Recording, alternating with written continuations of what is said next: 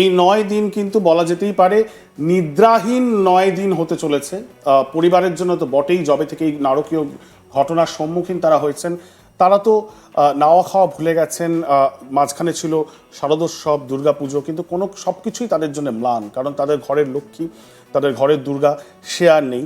সেই জায়গায় দাঁড়িয়ে এই যে লড়াই, এই যে আন্দোলন পরিবার শুরু করেছিল, এবং তার সঙ্গে সঙ্গে অবশ্যই অগণিত মেডিকেল ছাত্রছাত্রী, শুধুমাত্র আরজিকর হাসপাতালে নয়, রাজ্যের যত মেডিকেল কলেজ রয়েছে তারা সবাই একসাথে হয়েছিলেন। এবং তাদের মধ্যেই একজন অনিকেত মাহাতো, নির্যাতিতার কলেজেরই, আরজিকর মেডিকেল কলেজ এবং হসপিটালেরই অনিকেত মাহাতোই আন্দোলনের সাথে যুক্ত। অনিকেত, সবার আগেই তোমার কাছ থেকে জানার চেষ্টা করব যে আর মাত্র 9 দিনের অপেক্ষা, তারপরেই কিন্তু আমরা জানতে পারবো রায় ঘোষণা হবে। সুতরাং এই যে বিচার চেয়ে তোমাদের যে আন্দোলন, বলা যেতে পারে কোথাও গিয়ে একটা কালমিনেশন হতে চলেছে।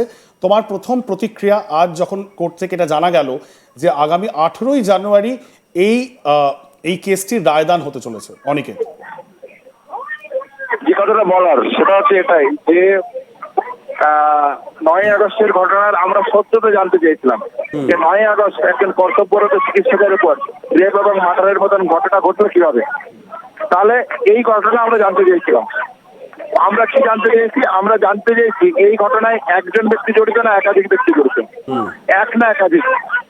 যদি একজন ব্যক্তি জড়িত হয় তার মোটিভ উদ্দেশ্য, সেই একজন যদি সঞ্জয় রায় হয় তাহলে evidence extraction, evidence tamper, investigation হাসব, এই ঘটনা কি সঞ্জয় রায়কে বাঁচানোর জন্য করা হলো?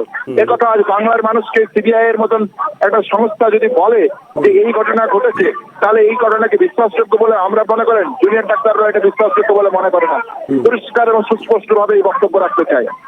দ্বিতীয়ত যে কথা বলতে চাই, এই যে বিচার প্রক্রিয়াটা, অনিকেত, এই যে বিচার প্রক্রিয়াটা, সেটা কি তাহলে প্রশ্নচিহ্নর মুখে তুমি বলছো? এই যে বিচার প্রক্রিয়া, একটু যদি মনোযোগ দিয়ে শোনেন, আপনার প্রশ্নের উত্তর আপনি অবশ্যই পাবেন।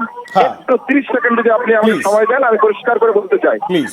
তাহলে যদি সাম্প্রতিক কালে এক না এক বললাম, এক যদি বলেন তাহলে প্রসঙ্গ রাখলাম, যদি একাধিক বলেন তাহলে সাম্প্রতিক কালে সিএসএফ এর যে রিপোর্ট, সেখানে ডিএনএ রিপোর্টে এক্সট্রা ডিএনএ এর প্রেজেন্স আছে। তাহলে এই এক্সট্রা ডিএনএ কোথায়? তাহলে একাধিক ব্যক্তি যদি থাকে, দেশের সর্বোচ্চ তদন্তকারী সংস্থা সিবিআই দেশের সুপ্রিম কোর্ট ন্যায় বিচারের দাবিতে সুমোটো নিয়েছিলেন, এই কথা বাংলার বাসী, ভারতবাসী ভুলে গেলে চলবে না। তাহলে যদি সুপ্রিম কোর্ট মনিটর সিবিআই ইনভেস্টিগেশনে একাধিক ব্যক্তির যে এক্সট্রা ডিএনএ এর প্রসঙ্গ আছে, সেই এক্সট্রা ডিএনএ এর তথ্য কি? তাহলে কাকে আটকাতে চাইছে সিবিআই?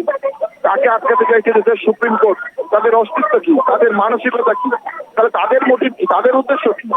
তাহলে বাংলার মানুষ আজকে তাদের মোটিভও জানতে চাইছে। তাহলে পরিষ্কার কথা যেটা বলতে চাই, এক না একাধিক, যদি একাধিক হয় তাহলে investigation destruction, evidence tamper, investigation হাসব করা হলো কার উদ্দেশ্যে? শুধু সঞ্জয় রায়কে বাঁচানোর উদ্দেশ্যে? না, এই যে এক্সট্রা ডিএনএ পাওয়া যাচ্ছে ডিএনএ সিএসএফএল এর সাম্প্রতিক রিপোর্টে, একথা তো আমরা বলছি না, একথা তো ফরেনসিক তাদের সিবিআই তৈরি করা টিম বলছে।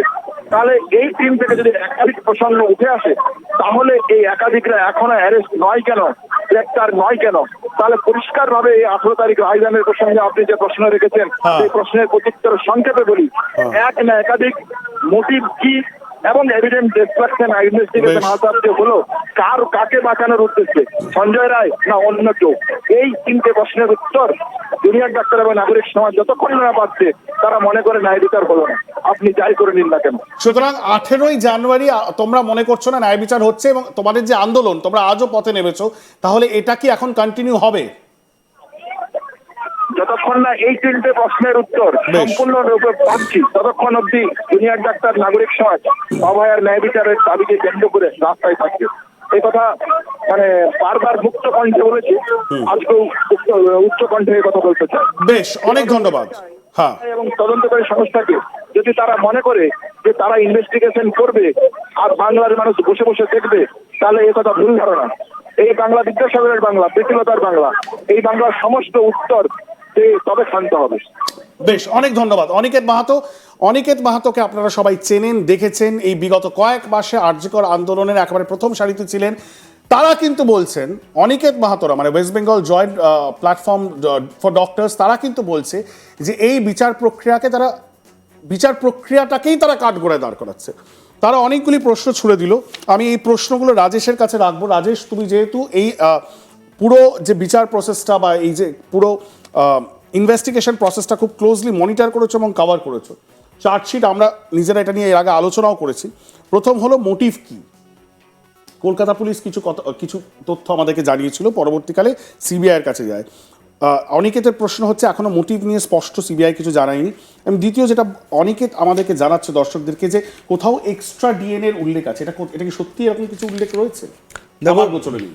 না দেখো, ট্রায়াল প্রসেসে যে বিচার প্রক্রিয়ার সময় কোর্টে অনেক সওয়াল জবাব হয়েছে, অনেক প্রসঙ্গ উত্থাপিত হয়েছে, কিন্তু সেগুলো নিয়ে আমরা আলোচনা করতে পারবো না, কারণ কোর্টে কিন্তু রুদ্ধদ্বার শুনানি হচ্ছে, সেখানে সংবাদ মাধ্যমে প্রবেশ নিষেধ ছিল এবং ইন ক্যামেরা ট্রায়াল হয়েছে।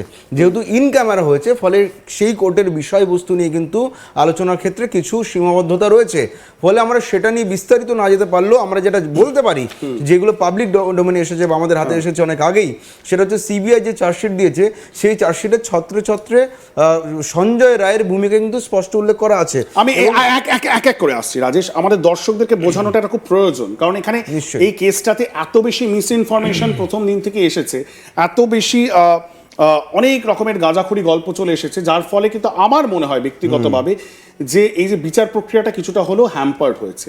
সেখানে তথ্য নির্ভর আলোচনা করাটা খুব গুরুত্বপূর্ণ। আমি সেই জায়গায় তোমাকে জিজ্ঞাসা করতে চাই যে এর আগে সিবিআই যে চার্জশিট দিয়েছে, সেখানে স্পষ্ট বলা রয়েছে যে একজন ব্যক্তি এই ঘটনাটি ঘটিয়েছে, কিন্তু নির্যাতিতার বাবার সাথে আমরা এক্ষুনি কথা বললাম, তিনি এখনো বিশ্বাস করেন অন্য মানুষ রয়েছে। এবং অনিকেত মাহাতো, যিনি আন্দোলনের সাথে যুক্ত, তিনিও বলছেন মোটিভটা কি প্রশ্ন, এবং এভিডেন্স ট্যাম্পারিং এর কথা বললেন, এবং তিনি বললেন কতজন জড়িত আছে, মানে তিনিও বিশ্বাস করেন না একজন। আমি এই জায়গায় জানতে চাই যে সিবিআই কি জানিয়েছে, এবং সিবিআই যদি সত্যি জানিয়ে থাকে যে একজনই, তাহলে যদি বিশ্বাস না করে, মানে সাইন্টিফিক এভিডেন্সকে বিশ্বাস না করলে আমরা তাহলে বিশ্বাস কিসে করবো? কারণ আমাদেরকে তো এই আইন, এই আদালত, মানে ভারতীয় ল এবং বিচার প্রক্রিয়ায় বিশ্বাস রাখতে এবং আস্থা রাখতে হবে, কারণ এটা সুপ্রিম কোর্ট মনিটর করছে। রাজেশ, একদম, দেখো যে আরজি কর মামলার যে তদন্তর এই গোটা খবরে আমি মনে করি ইনফরমেশনের থেকে মিস ইনফরমেশন বেশি ছড়িয়েছে, যেমনটা তুমি বললে, এবং যে প্রশ্নটা সব থেকে বেশি যেটা ঘুরপাক খেয়েছে, কিছুক্ষণ আগে নির্যাতিতার বাবা আমাদেরকে যেটা বললেন, এবং একটু আগে ডক্টর অনিকেত মাহাতো একই প্রশ্নের পুনরাবৃত্তি করলেন যে আর কেউ জড়িত ছিল, একজন না কজন। দেখো, এই প্রশ্নের উত্তর সিবিআই সবার প্রথমে আদালতকে জানিয়েছে। সিবিআই চার্জশিটে জানিয়েছিল যে সঞ্জয় একমাত্র এই মামলায় তার বিরুদ্ধে সমস্ত তথ্য প্রমাণ পাওয়া গিয়েছে। এরপর সঞ্জয়ের বিরুদ্ধে যা যা তথ্য প্রমাণ সিবিআই গ্যাদার করেছিল সব তারা কোর্টে রেখেছে, এবং যে প্রশ্নটা সিবিআইকেও তাদের সেই প্রশ্নের মুখে পড়তে হয়েছে, সেটা কি সঞ্জয় কি একা? এর নেপথ্যে এটা আরো বড় হয়ে দাঁড়িয়েছিল, সঞ্জয়ের একার পক্ষে কি সম্ভব, এই সম্ভব কিনা, কতটা সম্ভব বা আদৌ সম্ভব কিনা, তার এই প্রশ্নের উত্তরটা আপেক্ষিক, যে কার পক্ষে সম্ভব। অনেক কনস্পিরেসি থিওরি এসেছে একদম, কিন্তু এই যে প্রশ্নটা আমি আরেকবার বলি, কজন এবং মোটিভ কি,